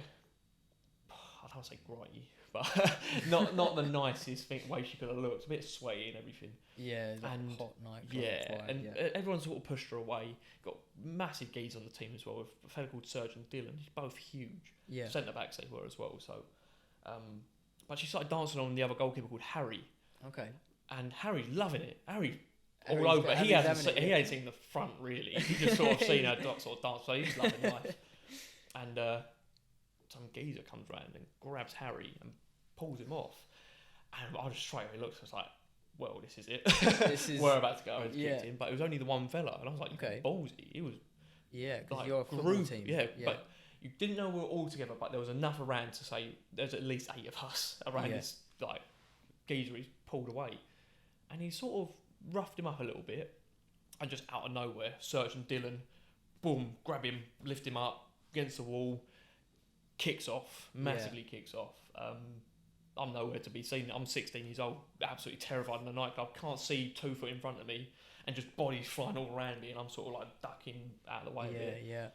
And it all calmed down after probably about 5 minutes. It mayhem for 5, and it chilled out after, because the biggest bounce I've seen in my life come up. And Serge, like I said, Serge about 6'3", and probably weighs about 90 kilo, maybe 95, possibly. He's a big geezer. Yeah. And Dylan's about 6'1", maybe 85, 90. He's still a big fella. 2 bouncers, like they're nothing. This one geezer, picked him up like one man, grabbed them both and just dragged them, and I just went, sod that. Long that off. And another few came out, broke it all up, and they looked at me, my mate Luke, Harry, who still managed to wiggle his way out of it all. Yeah. So he wasn't even involved in it anymore. Scared kids as well, really. Like, they didn't know how old we were. They assumed we were 18, like grown men who make their own decisions. Yeah. And these bouncers came up to all 3. Well, it was about 3 of us. And I just went, I'm going. I'll leave him my own, mate. All right. I was like walking down the stairs straight away. Like, I'm not doing that. I ain't getting him roughing me up and throwing me out. So I went, I'm going now, mate. Just walked up. Don't worry. You don't need to escort me. I know where the door is. I'll do it myself. Don't worry. I'm not being a problem. I'm complying. Leave me alone, please. And so I walked out and met Serge and Dylan. They've got a few scrapes and everything. Yeah. And it's like, what happened? And they're talking us through what happened. This person done this, and then I done this to them, and and then I was like, I think they're calling the police. I was like, well, I'm off. See you later. I got on the bike, just went straight back to the bloody the thing where we stayed. Back to the mansion. Straight back to it, and I just went straight to sleep. It's funny enough. I woke, so I went home first. I was like, I don't know where Farron and Jake are, so I'm just going home. Went straight back, and I woke up to them trying to squirt toothpaste on me whilst I was sleeping. That was quite a funny one. So I'm like sounder, I'm like sounder, and they're like over the top of me with a tube of toothpaste about to squeeze it on my face. And I'm like, great. But I remember one of the I've literally just got a couple of minutes left, but it was out. I think it was like, I forget how old we was, but like 13, 14. We was away for a boxing show. Yeah. And we ruined this room, like toothpaste on the carpet. We smashed lights. Was it someone's house? Was it? Or? No, it was a hotel. We was having a pillow fight, and I remember this one time. Like, I was one of the oldest in the group, and we was with loads of little kids. And the coach picked up one of the youngest ones, and he threw him to me. He went, "Georgio, bat him." And I got this pillow, and I went, "Bop!" And he literally moved, like with a pillow. He literally went across the room. Did he? Yeah, it was so funny. Smacked him so hard. Oh man, but we ruined that room so bad. I think it was in Wales. I can't remember. I think it was in Wales. Yeah. And like toothpaste all over the carpet, smashed lights, like. And the coach was a big kid as well, like, so he wasn't helping. He was making matters worse. And we got billed for the room when we got back, and the owner of the boxing club was so angry at us. He was like, right, you and you were the oldest, so I was one of the oldest. Yeah. And it was like, your parents are going to have to pay for this. I was like, oh man, but it was a lot of fun. So, you got that memory, that's all that matters. Yeah, that memory is still there. Oh man, we was really bad as kids. Like, obviously a boxing club away from parents, like really young. Was it the first time away from parents with all of it? I'd been away a couple times, but like, I think the coach was just as bad as us. He had this kind of like, because he was... That would be me. Yeah, like... 100% that would be me. And he done it when he was a kid as well. So like, he would go away for boxing shows and stuff. And I think he just had this whole like, maybe a nostalgia, I don't know. But we were really bad. Like, obviously there was a line where it's like... Too far. Yeah. Like, stop now. You've all got to stop. Like, calm down. But that was quite high. That was quite far away, that line, right? Dangling kids out the window, is that where he drew it or something like that? No more dangling children out the window. Yeah, man. Oh, God. But, basically, really sorry to wrap it up now. We're going for like 2 hours, I think. I know. I knew it would be like this. That's why I was saying, like, maybe we should do your questions first and mine after. But it's worked we out. Covered a it's lot. Worked out, man. We covered a hell of a lot. But I'm gonna get off to my live now. But it's so nice chatting with you, Jack. Yeah, like, it was really. I think it's been quite a good first podcast. To be fair, get to know each other a little bit more. Yeah, that's it. Like, I can't wait for like getting guests on. You know, having a proper laugh with this. Yeah, it's gonna be really good. So again, thanks for asking me to do this because you approached me to do this. Said like, there's a reason for it though, because I mean, just from what you spilled off now, there's loads of knowledge behind it. So much knowledge, and the stuff that we ain't even touched on either. Like that, I think that will be still like the tip of the iceberg, really. Yeah, so we've got really loads to talk about in the future. So much, yeah, definitely. But no, thanks so much for coming to do this, and it's been really good to be fair so far. No snags yet.